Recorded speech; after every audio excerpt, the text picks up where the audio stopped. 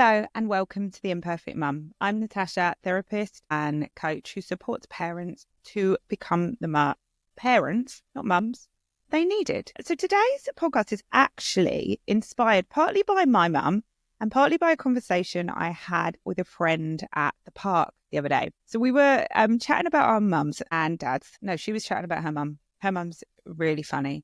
But I had seen her on the way I was going to London to do some training.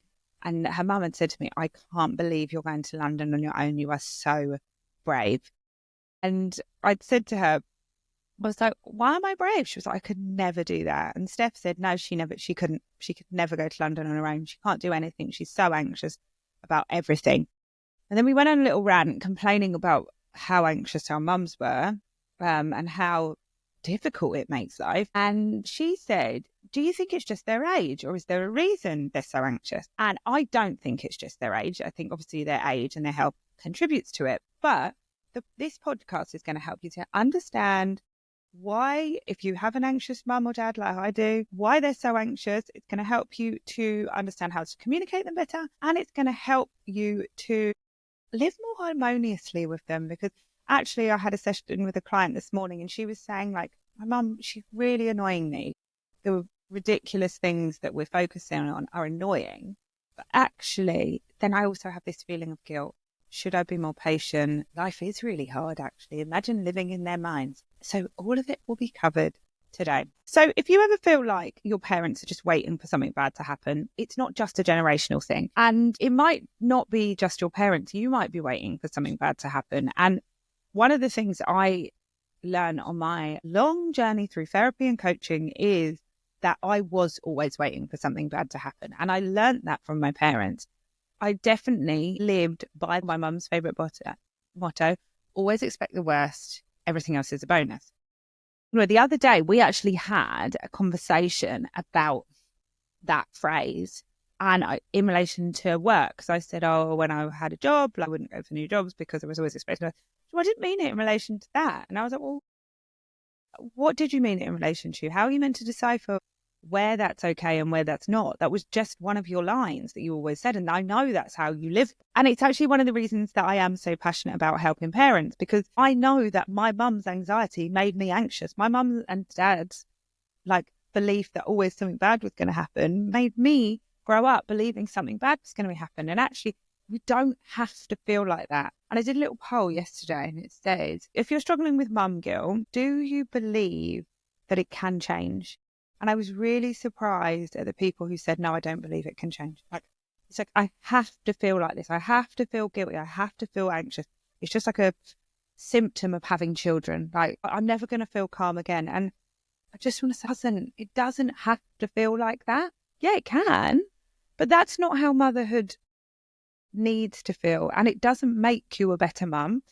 And there are lots of things that we can do to make life better. And I know my mum doesn't believe that she doesn't have to feel anxious. We've had lots and lots and lots of conversations. Even last week I said to her, Mum, I wish you'd go to therapy, and she ignores my message. But therapy is a fantastic tool to break that cycle and to stop spending your life feel like you're being chased by a lion, because life doesn't have to feel like you're being chased by a lion. So the first section is, why are our parents so anxious? So I did a lot of research into this, and there were a few things that I was wondering and then a few things that I had confirmed. So anxiety is a defining trait of our parents' generation. I would say it's a defining trait of our generation. I think it's so sad how many people struggle with anxiety. And I know that we're blaming smartphones and social media, and I definitely think that has a part to play. But COVID has done so much damage to people's mental health. And when I had a look at the figures, I think it was over 25% of people reported feeling more anxious since COVID. And I think that that's just reporting. I don't believe that. So looking back at COVID, I mean, one of the things that massively affected my dad's anxiety was Black Lives Matter. So obviously I'm mixed race, and with everything going on with George Floyd, and then so much on the news about racism, and particularly on my dad's news, because as we know, algorithms affect what we see. And he had started sending me videos, which I actually asked him to stop, of like different attacks that I would never have come across Now, this is actually linked to social media, but not even just social media, because my dad's not really on social media, I don't think. But he does have a news feed on his laptop and on his iPad. And if you've ever gone on your laptop and your iPad, if you notice, the news is tailored to things that they think you're interested in. Like, it is wild, the things that they send me. They sent me something yesterday about generational trauma in grandparents because I've been researching it. So my dad, his whole news feed, his whole Facebook feed, he has Facebook, is about racism and attacks. And now he navigates the world like everyone is racist. Now, I'm not saying there aren't racists. Of course there are. But my dad grew up in apartheid. He's from Zimbabwe. He grew up with lots of racism. What this has done is this has triggered his past trauma that he has buried deep. And I think for so many people, we had all this time in COVID where we sat at home and we were scared and we were worried we were going to die and we were worried our family members were going to die and we didn't see anyone. My parents saw no one. And that brought up a lot of trauma, a lot of stuff that we had buried, that we had forgotten about. Busy life had stopped us from worrying about. Then we had all this time. And for some people, this time was wonderful. But for other people, all those demons that they didn't address are still loitering around. They haven't gone anywhere. Like, if you want to feel better, you have to do something. And I think that's one of the things that I really want to bang on about is you can feel better, but you have to do something about it. Like, we don't just feel better. The definition of madness, doing the same thing over and over again and expecting a different result. And with our parents' generation, it is definitely do the same thing over and over again and expect a different result. So my mum will say, have a word with him. It's like, I can have a word with my dad and say, like, Dad, it's just your algorithm. Does he even know what algorithm means? Maybe. But when he's getting sent to him all the time, the stuff that's getting sent to him is real. And I actually see my parents as like teenagers. They're just like teenagers in adults' bodies. But the way they use social media and the news and they consume everything is very similar to teenagers. I don't think they have the same perspective that we do. And even as we struggle with that perspective, but I think they really do struggle because, you know, they grew up, my parents grew up, they had like black and white TVs. My dad wouldn't have even had a TV, would he? And they will have only seen the news once a day. I mean, what a joyous time. I mean, I don't watch the news. So I'm saying that it is a joyous time in my life. I don't watch the news. But if my dad only saw the news once a day, his life would be a lot better. But now he's so socially isolated. He doesn't work anymore. And he barely goes out because he really does think everyone is racist.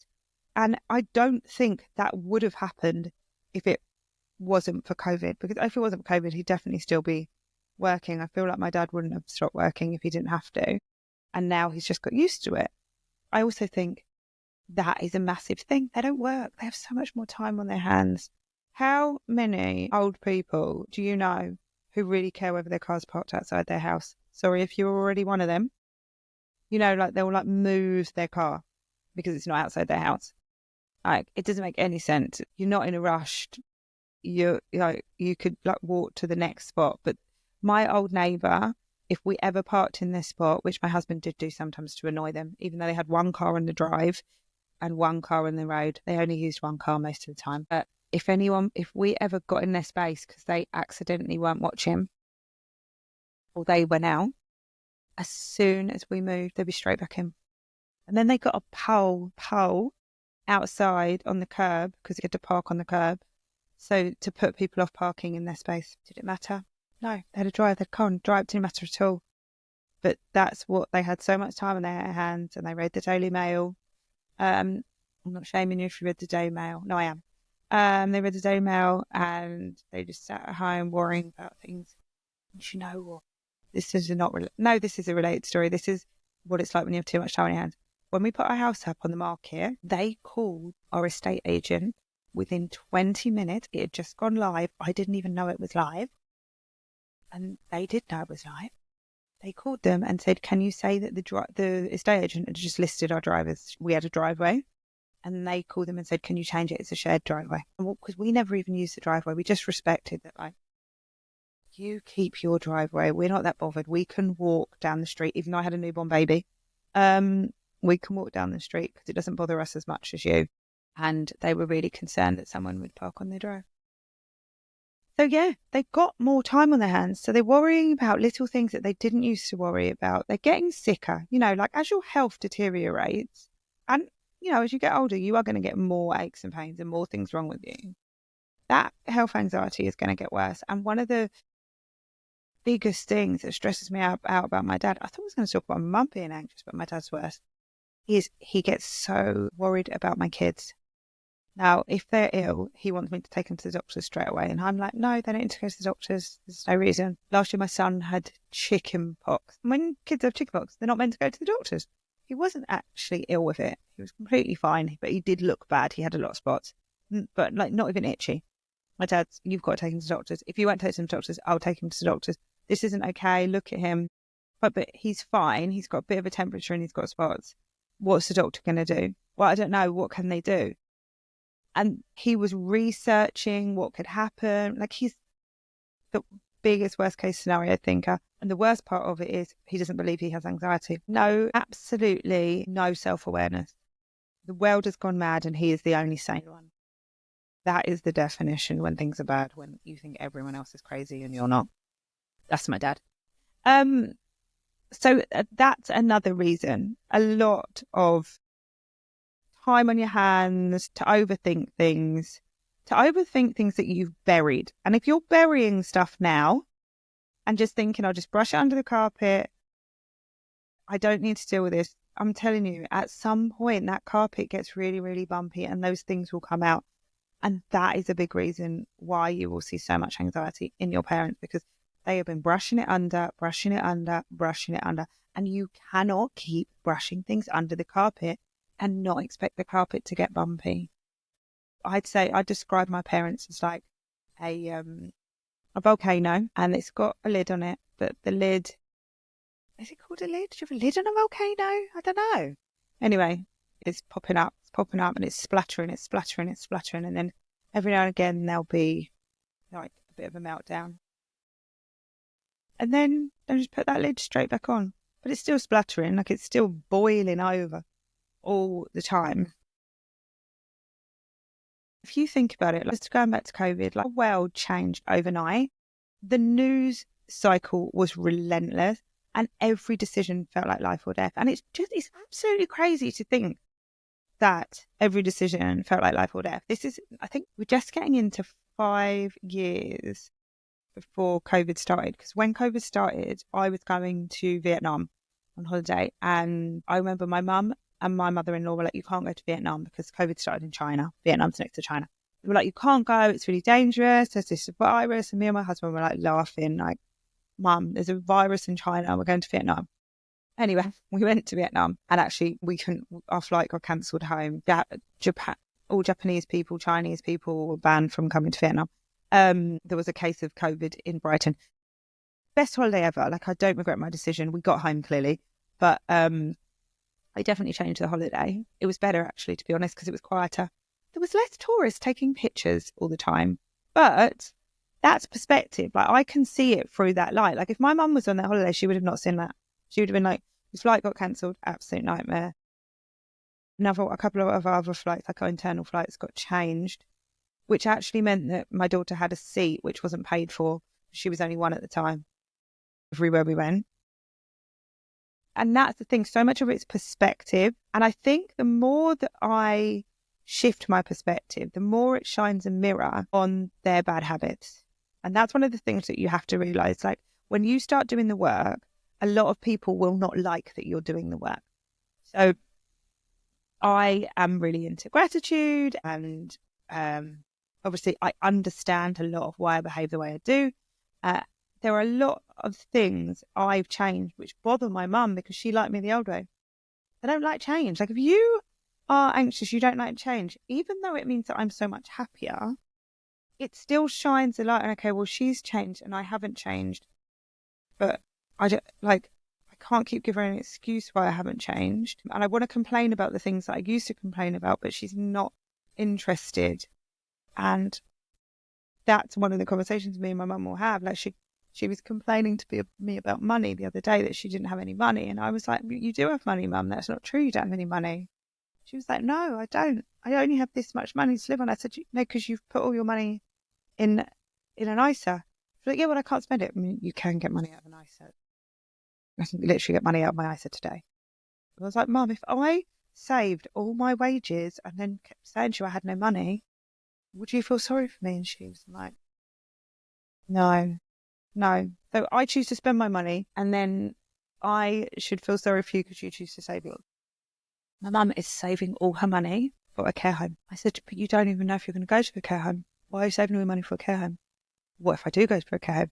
I said, well, if you need to go to a care home, then we'll just sell your house. I'm not selling my house for a care home.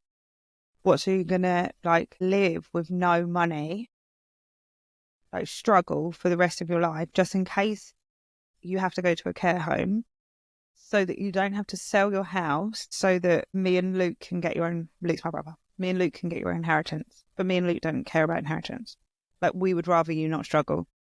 Well, no, she tried to argue that my brother would want his inheritance. My brother is the least materialistic person you've ever met. If anyone wanted the inheritance, it would definitely be me.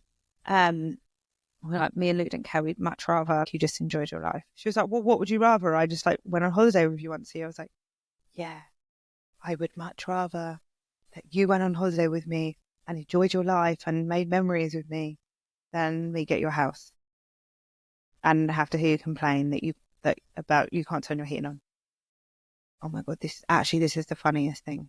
I don't know if other people know about this. Obviously it's good to know about your bills. I'm terrible about this stuff, but I actually am having a meeting with a lady this week. If anyone wants to know, she helps you reduce your energy bills. I met her the other day at a marketing event, and I am terrible at utility stuff. I'm actually quite good at saving money in general, looking for a bargain. But when it comes to bills and stuff, I sort of bury my head in the sand. And I really like my tumble dryer. Yes, my mum started telling me about how there's this new energy thing. You don't have to, I don't know, it was so boring. It was so boring. I didn't even care. I said, why are you telling me this twice? But they sit there and they watch their smart meter and they know how much everything costs. And the other day I made cookies and I forgot to turn the oven off for 40 minutes, which obviously I was concerned that was bad for the environment. But my mum was like, well, it's going to cost you £1. It's like, what? Having the oven on for 40 minutes cost me £1. And she's like, well, no, 50p. Oh, no, not 50p. Bloody hell. Not 50p. Whoa, Mum, 50p. I'm not living that much on the breadline that I'm going to lose sleep over 50p. But I think she honestly would lose sleep over 50p. I mean, she just would never do it. She won't turn her oven on unless she's doing 4 things at once. She always tries to get me to bake a cake while I'm cooking a roast dinner. Cooking a roast dinner is stressful enough with small children. I can't bake a cake at the same time. But that's what she'll do. She'll put she turns on the oven once a week and batch cooks everything. And then luckily she's got an air fryer now. So even though that took her a year to buy. This isn't just a rant about how frugal my parents are, but I'm wondering if any of you relate. What funny things do your parents do? Because one of the things that I noticed is I can have these conversations with all my friends. All our parents are retired and they worry about traffic. What are you late for? What are you late for? You're worrying, they're literally on their devices worrying about the traffic. You're not late. You've got nowhere to go. Maybe doctors. I don't think there's traffic to the doctors. It's definitely not doctors. Wild. Anyway, moving on. I could go on about this for a while. What I would say was, because they feel out of control in a world, they try to control us instead. They question our choices. They worry about things we don't. They push their anxiety onto us without realising. And why this matters, it's not just annoying, it impacts your self-trust as a parent.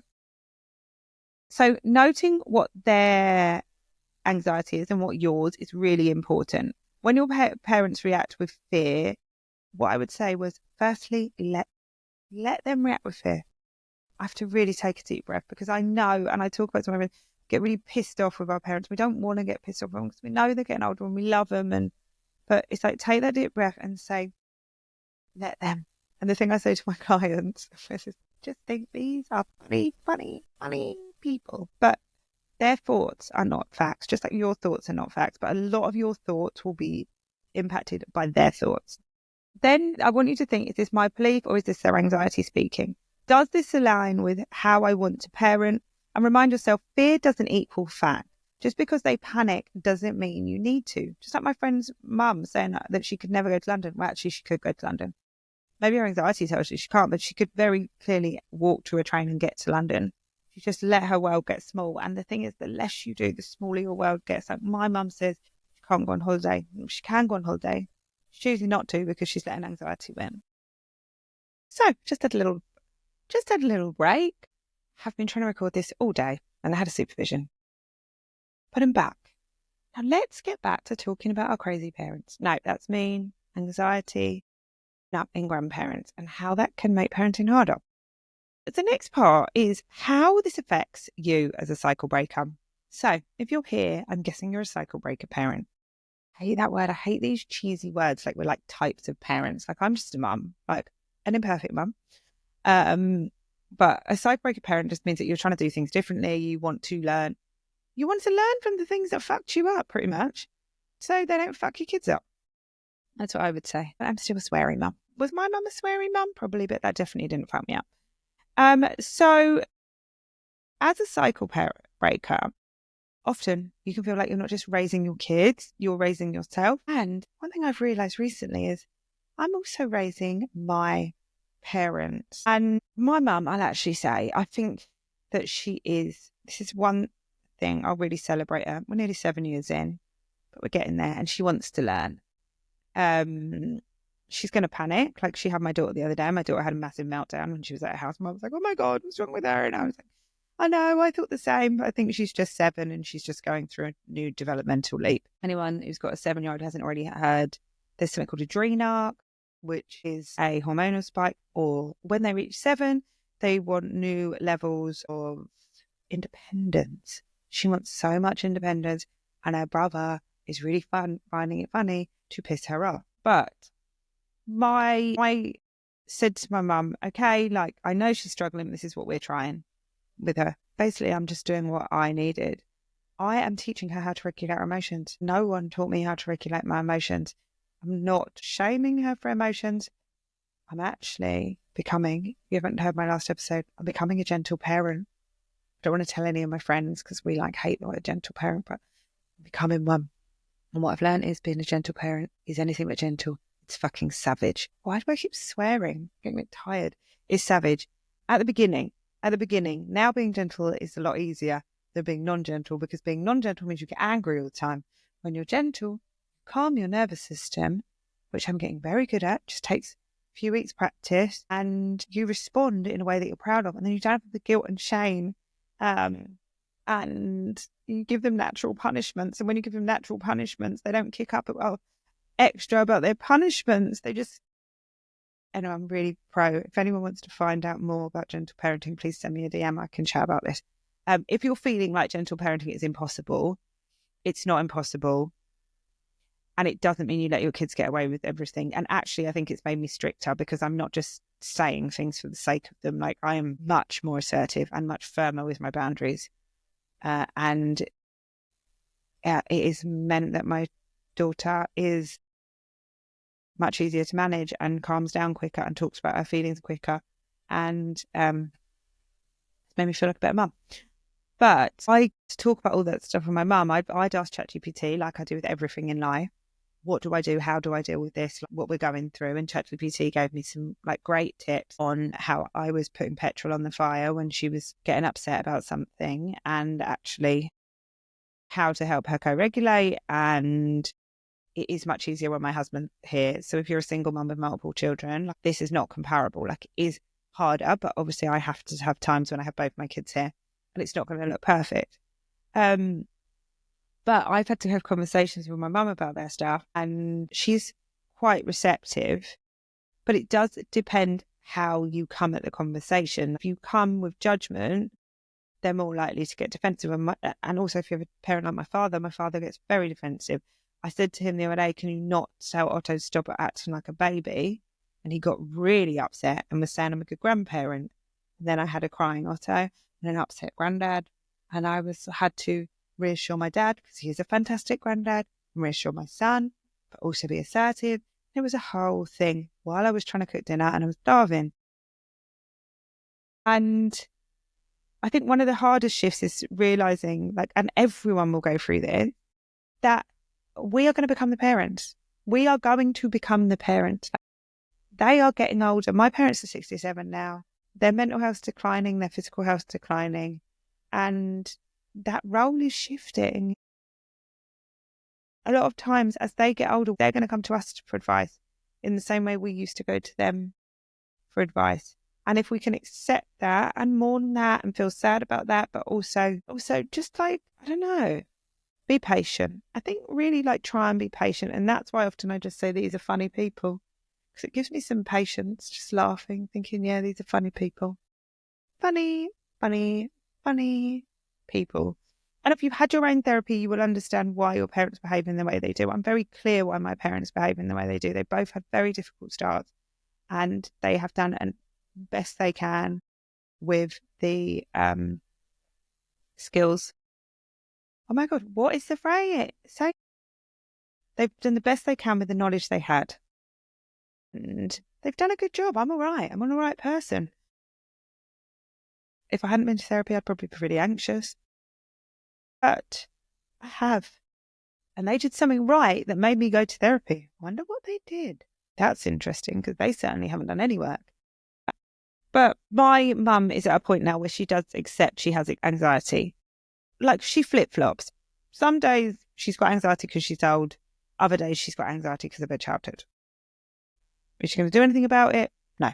She did have some CBT, actually, to be fair. She did have some CBT, which didn't help. And I did explain to her I didn't think it would help. She had to be really, really proactive. But she did tell me she was going to read a book about aging. And she's actually, can't believe it, I've stopped pushing. I've stopped pushing anything on her.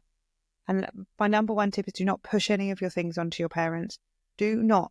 Let them see how these tools help you, and maybe they will adopt them. And I said to her the other day, she's talking about moving house, and I went, can you stop? If you stop focusing on the negatives and start focusing on the positives, it won't feel so awful. And she actually came back with a list of positives. So, wow. Oh my God. Because I tried to give her the magic and she couldn't do it. And I've said a lot of things a lot of times she hasn't done them. But that, I just mentioned that in passing. And clearly that resonated with her. And I think sometimes things will resonate, but people are not going to people do not like to be told what to do, especially old people. So if you want to make them change, just show them how happy the change is making you. You know, if they want them to lose weight, show them how much happier losing weight is helping you. If you want them to go to therapy, show them how much happier therapy is making you. If you want them to start journaling, show them how much happier it's making you. With parenting, I can now show her that Goldie is getting really good at talking about her feelings. Telling her that this is going to work without any evidence, no, she's not going to believe it. But showing her and her being able to talk to her and see, she does start to listen. Not every parent is the same. Like I say, my mum and dad are completely different. And I also have a very different expectations of them both. I'm just like, well, there's no point in explaining anything to my dad. I accept him for who he is. I try and avoid any difficult conversations with him.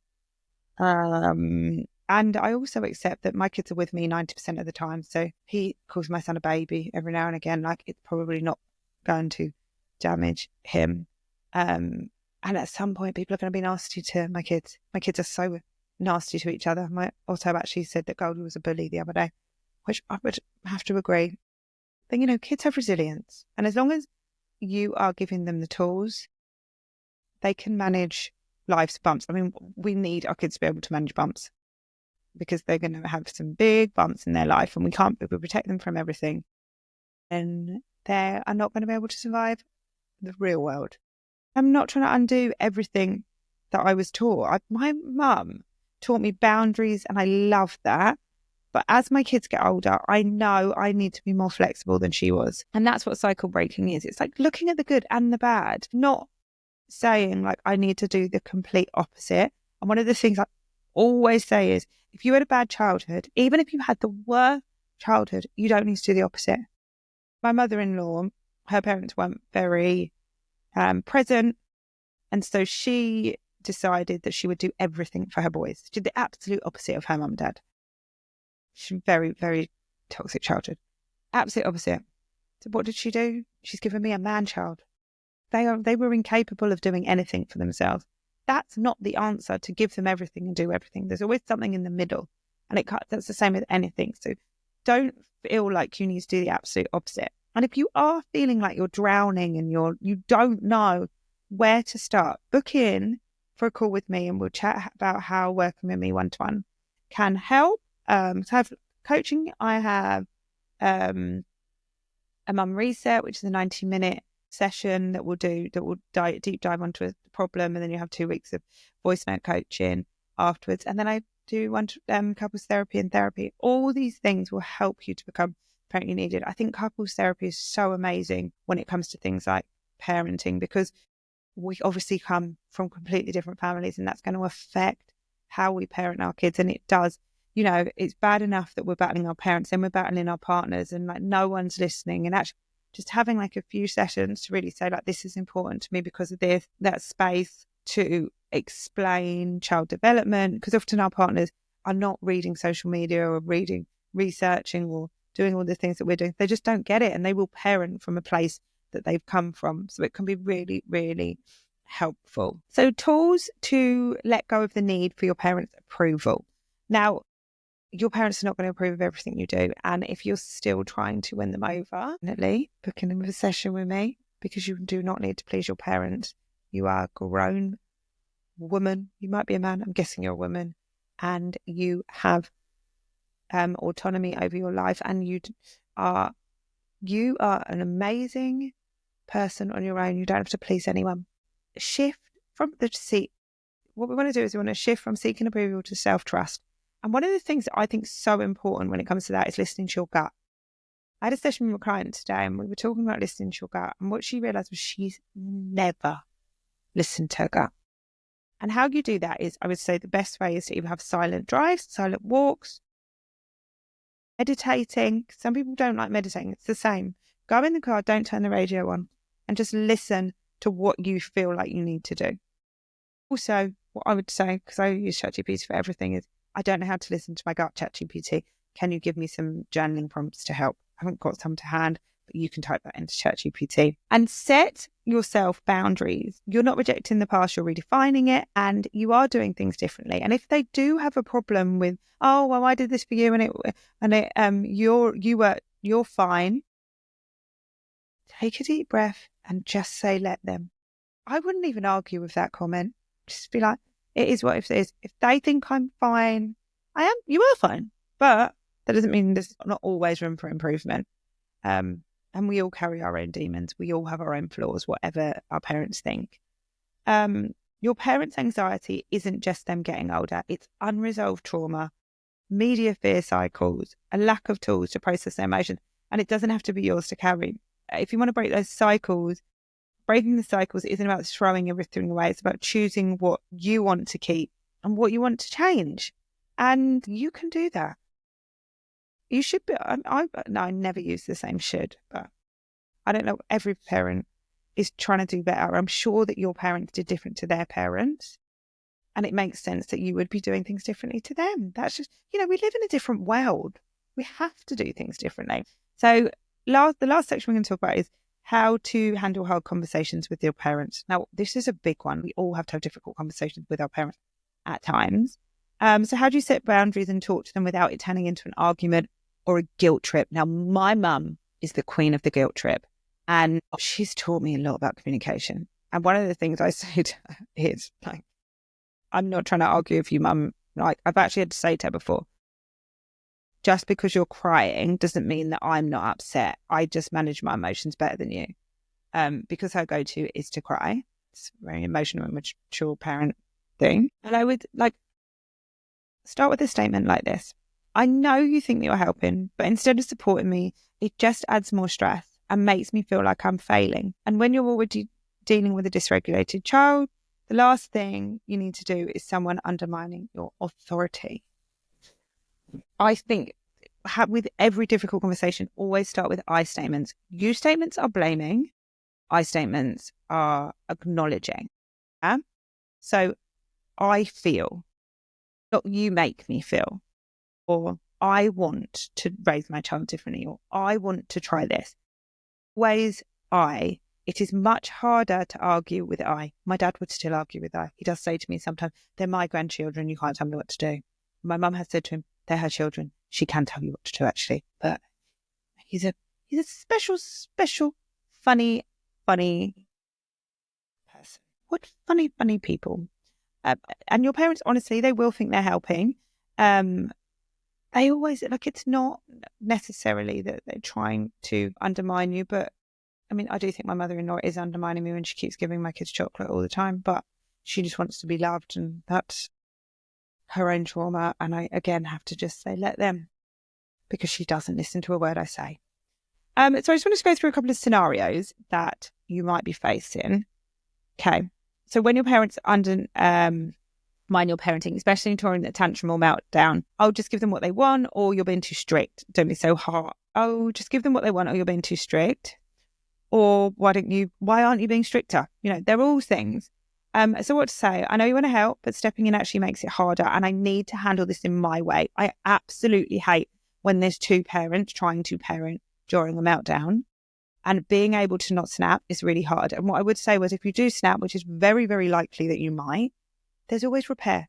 So go and say, sorry, I snapped. But afterwards, you can go and repair it. You haven't broken it if you set your boundary, if you haven't responded in the best way. And I'm very unlikely that you're going to respond in the best way. When you're both in fight or flight, like you and your mum are in fight or flight when your child is having a tantrum. So both of you are going to respond from your amygdala, which isn't your rational brain. And actually, you're going to be much better at responding to your rational brain. My number one tip, if you're dealing with a tantrum, is to just take a moment to take 2 deep breaths so you can reactivate your prefrontal cortex and make a rational decision rather than from your amygdala and go into fight or flight. And your mum's not going to do that. I mean, unless you can teach her. Okay, that's something you can teach her. If you can get her to really let them, she'll learn that. Best book I've ever read. But it is I'll put it in the show notes. I can't remember who it's by. Next time, when the anxiety feeds your child's anxiety, for example, they're crying, something must be wrong, or are you sure they don't need a doctor? One of my dad's favourite. I appreciate your concern, but they're okay. When we stay calm, it helps them to learn to manage their emotions. This reassures them while reinforcing why you're handling things differently.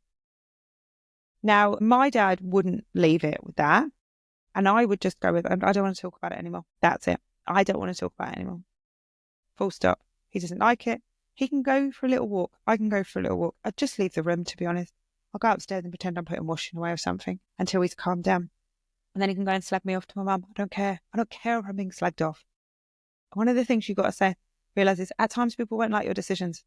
It's okay if people don't like your decisions. It's okay if your parents don't like your decisions, because you're not raising your parents, you're raising your kids. And you have to do what you think is right. All right. Next is when they guilt trip you for doing things differently. You think I was a bad parent, don't you? Or so what? Everything I did was wrong. Ooh, what can you say?